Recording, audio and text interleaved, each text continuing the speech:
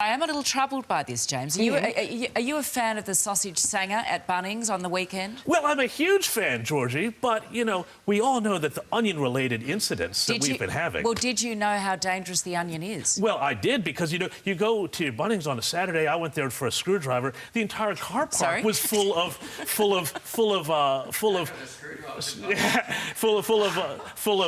you know, injured people. There were medevacs, there were helicopters choppering people out who had all been injured because they'd slipped on an onion. You witnessed this? Oh, it's terrible. This is so, you know, good on Bunnings for cracking down. No, seriously, though, Georgie, this is the most ridiculous sort of thing in the world.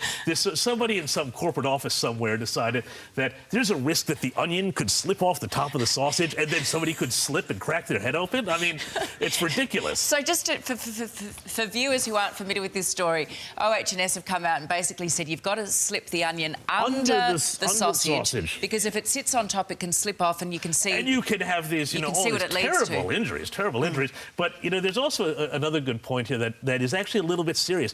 We always talk about, you know, big government being the nanny state and things like that. But this is a good example of how also sometimes big corporations can also wind up doing things just as silly and invasive in our lives. Of course, the answer is just eat the sausage sandwich quickly and the onion won't get to slip out. Well, maybe you'll just hit your shirt. Your what? Hit your shirt. The onion. When it comes a, you know, that's very good point. Yeah. But yeah, you got to love the Bunnings sausage, and it's a great community thing. And the idea that you'd mess with this with some sort of corporate diktat about where the onion goes. I mean, this is just nannying at its silliest and its worst. Well said. You do not mess with the sausage. Do not mess with the sausage, James. Well, you said it.